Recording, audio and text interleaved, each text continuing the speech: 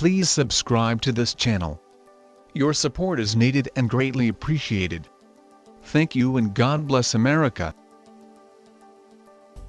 How the healthcare tax is unconstitutional.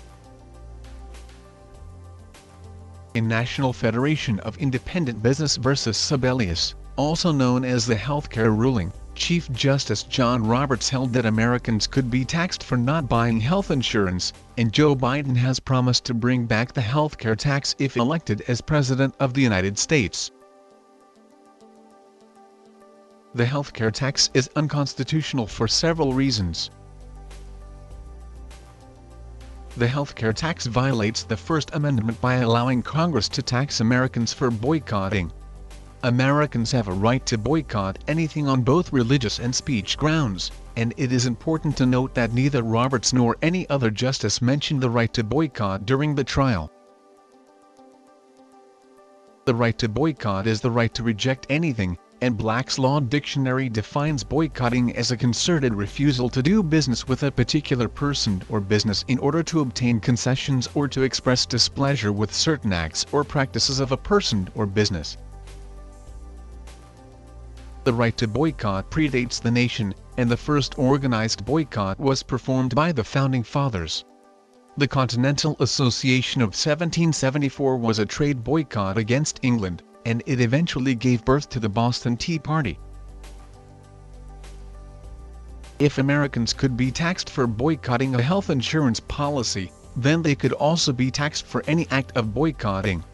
For example, Congress could have taxed Americans for boycotting a bus ticket during the civil rights protests in Selma, Alabama. By supporting the healthcare tax, Joe Biden agrees that Americans could be taxed by Congress for boycotting businesses that violate civil rights. Boycotting extends beyond the definition provided by Black's Law Dictionary. Americans have a right to boycott political candidates and political parties, and if they could be taxed for boycotting a health insurance policy, then they could also be taxed for boycotting political candidates and political parties. Americans boycott political candidates and political parties at the voting booth, and thus, the healthcare ruling actually allows Congress to tax Americans for voting. For example, Americans could be taxed for not voting for a candidate that supports the Nazis or segregation.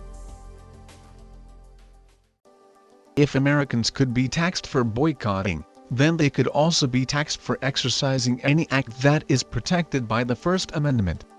For example, Congress could tax Americans for attending a place of worship or any other act that involves the free exercise of religion. Also, Americans could be taxed for any expression of free speech. This means that they could be taxed for expressing political beliefs through direct speech or symbolic speech.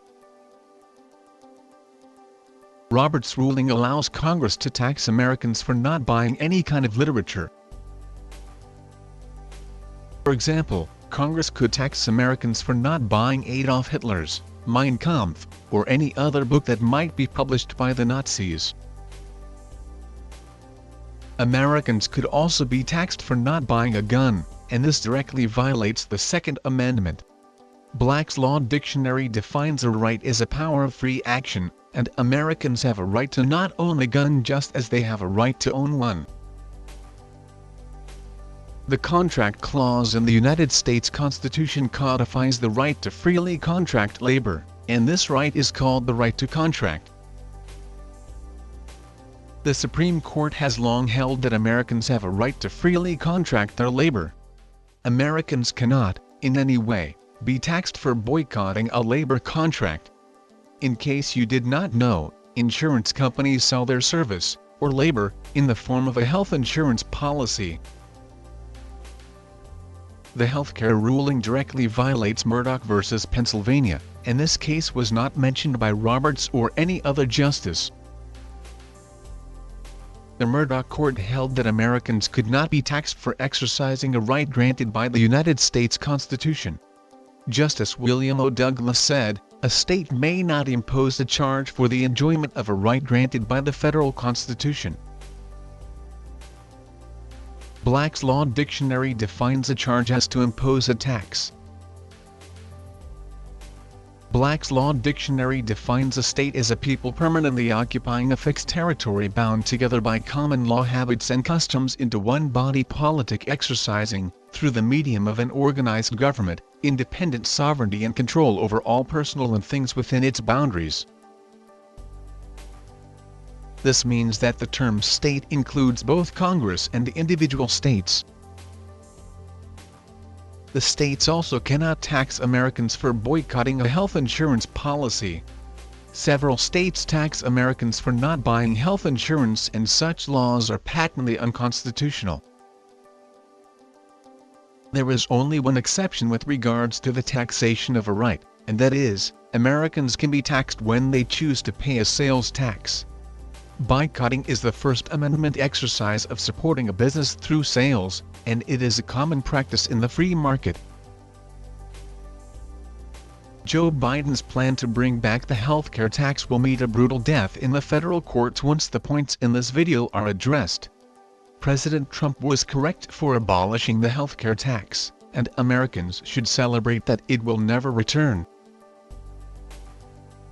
It is important to note that the Affordable Care Act originally imposed a financial penalty on Americans for not buying health insurance.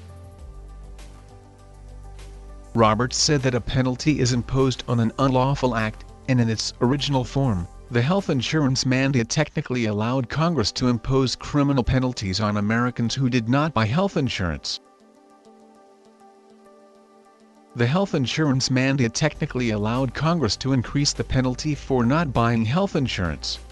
Simply put, Congress could have, at a later date, imposed criminal penalties on Americans who did not buy health insurance. This means that Americans could have served time in prison for exercising the rights that are discussed in this video. Such a power would have also allowed Congress to penalize Americans for exercising any right protected by the United States Constitution. This is how the health insurance mandate would have allowed Congress to wipe out the Bill of Rights, and all other rights that are protected by the United States Constitution. In its original form, the health insurance mandate was the ultimate effort by the Democratic Party to turn America into a Marxist, or communist state. This would have effectively eliminated all of the rights granted by the United States Constitution, including the right to resist slavery and involuntary servitude. With the exception of a prison sentence, forcing Americans to service or pay for a labor contract is the quintessential example of involuntary servitude, and if the right to resist involuntary servitude could be eliminated, then so could the right to resist slavery. This is how the health insurance mandate could have been the stepping stone to eliminating the 13th Amendment. The Democratic Party was once the party of slavery and involuntary servitude, and it reclaimed this title when the health insurance mandate was passed. Barack Obama, Nancy Pelosi, and all of the Democrats that signed the Affordable Care Act agreed that Americans could be imprisoned for exercising their rights. To make matters worse, Justices Ginsburg, Kagan, Sotomayor, and Breyer agreed that Americans could have been imprisoned for exercising their rights. These people should have never been appointed to the Supreme Court. The Democratic Party should be ashamed for passing the health insurance mandate, but this will never happen. As the old saying goes, those who have no honor, also have no shame. The end. God bless America.